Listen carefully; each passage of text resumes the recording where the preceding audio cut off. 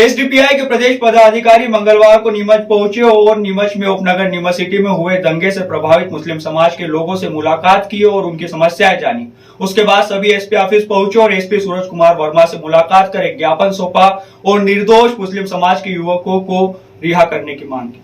Social democratic party of India के प्रदेश पदाधिकारियों ने मंगलवार को नीमच में दंगा प्रभावित क्षेत्र का दौरा किया। एसडीपीआई के प्रदेश महासचिव डॉक्टर मुमताज कुरैशी ने एसडीपीआई के जिलाध्यक्ष इमरान हुसैन के साथ उपनगर नीमच सिटी में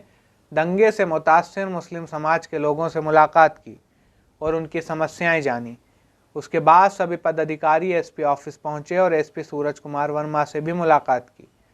जहां उक्त विवाद में बेबुनियाद फंसाए गए मुस्लिम युवकों से केस हटाने और निष्पक्ष कार्रवाई करने की मांग की गई। एक ज्ञापन भी सौंपा। इस मौके पर एसडीपीआई के प्रदेश महासचिव डॉक्टर मुमताज कुरैशी ने कहा कि इस घटना में जो लोग भी शामिल हैं उन पर निष्पक्ष कार्रवाई की जाना चाहिए, न कि सिर्फ मुस्लिम समुदाय के लोगों के खिलाफ कार्रवाई होनी चाहिए। उन्होंने मुस्लिम समाज के बेकसूर युवाओं पर लगे मुकदमे हटाने की भी मांग की। इसके साथ ही उन्होंने बीते दिन नीमच सिटी रोड पर पुलिस के वाहन से हुए एक्सीडेंट के मामले में वाहन चालक पुलिसकर्मियों को लापरवाही पूर्वक वाहन चलाने पर तुरंत नौकरी से बर्खास्त करने और मृतक के परिवार को 50 लाख की आर्थिक सहायता देने की मांग की है। इस मौके पर एसडीपीआई के प्रांतीय उपाध्यक्ष एडवोकेट विदयराज मालवीय, जिला अध्यक्ष इमरान हुसैन, शमशाद अली सहित एसडीपीआई कार्यकर्ता मौजूद थे। देखिए, आज social democratic party of India Madhya Pradesh का एक डेलीगेशन यहाँ एसपी नीमच से मुलाकात की है और जो भी प्रभावित लोग हैं उनसे भी मुलाकात की है। उसके अलावा जो एक पुलिस की वाहन से टकरा कर एक व्यक्ति कल मृत हुआ है, उसके परिवार के लोगों से भी हम मिले हैं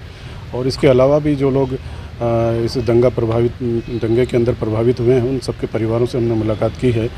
और इस डेलीगेशन के माध्यम से हमने आज एसपी साहब से यही निवेदन किया है कि जो लोग इस दंगे में शामिल नहीं हैं या जिन लोगों की कहीं कोई फुटेज नहीं है या किसी भी प्रकार से वो इस दंगे में किसी भी रूप में शामिल नहीं है, तो एक तो उनको रिलीज़ किया जाए, उनको छोड़ा जाए। दूसरा ये कि जो लोग इस दंगे के दौरान शांति स्थापित करने के लिए पुलिस का सहयोग कर रहे थे, कंट्रोल रूम में बैठे हुए थे, उनका किसी भी प्रकार के अवैधानिक गतिविधियों में संलग्न नहीं थे, तो उन लोगों को भी हमने छोड़ने का एसपी साहब से कहा है कि उन लोगों को भी इस जो भी उनके ऊपर मुकदमे लगाए हैं या कुछ धाराएं लगाई हैं या उनको अंदर किया हुआ है, तो उनको भी छोड़ने का हमने निवेदन किया है। साथ ही साथ हमने ये देखा है यहाँ पर कि पुलिस प्रशासन जो है वो एक धर्म विशेष और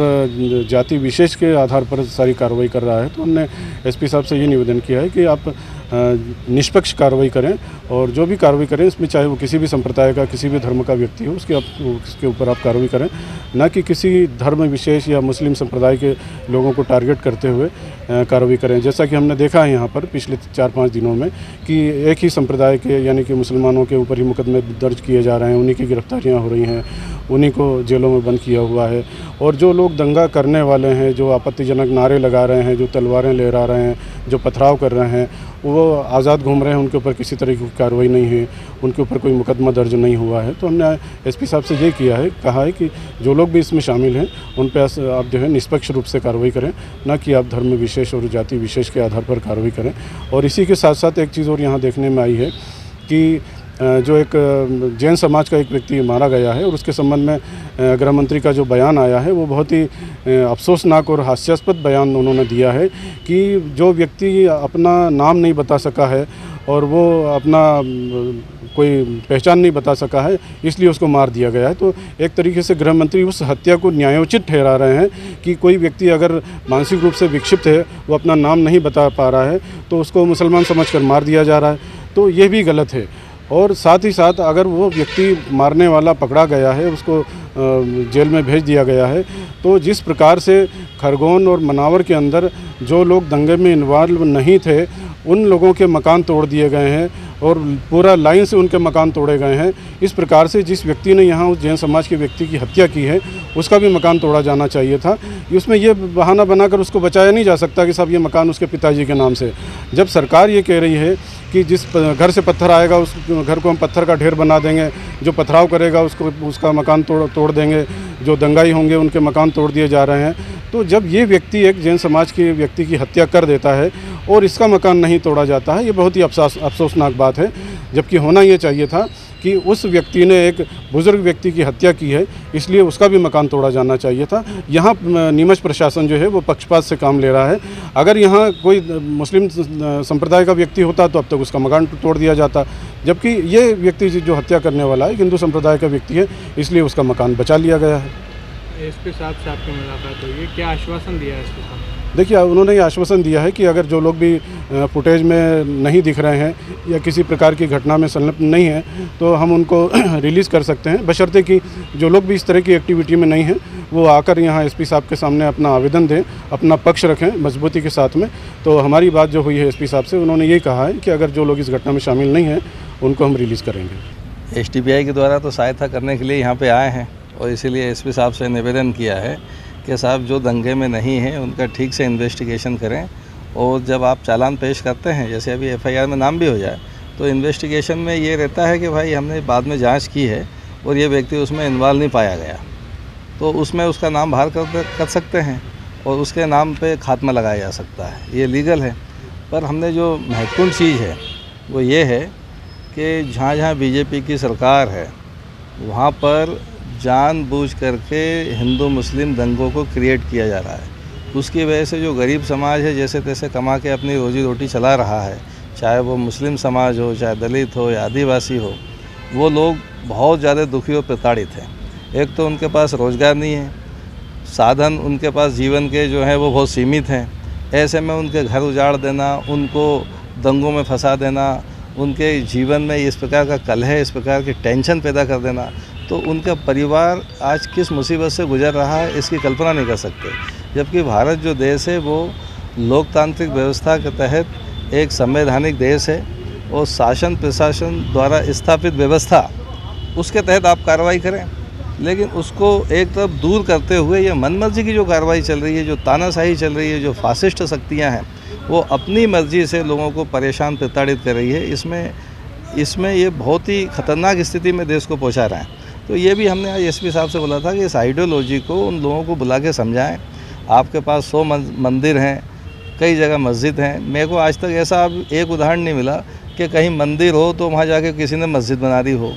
या कहीं कोई छोटी मोटा मड़िया बनी हो तो किसी ने वहाँ जाके दरगाह बना दी हो। इस पर आज तक विवाद नहीं हुआ। विवाद ये चल रहा है कि जो पहले से मस्जिद बनी है, दरगाहें बनी हैं, उनके साइड में जाकर के मंदिर बनाना, कोई मूर्ति स्थापित करना, और उसको लेकर के उनकी तरफ से जो कुछ संगठन है जिसमें आरएसएस के संगठन के लोग हैं, विश्व हिंदू परिषद है, बजरंग दल है, श्री राम सेना के लोग हैं, ये लोग टेंशन क्रिएट करते हैं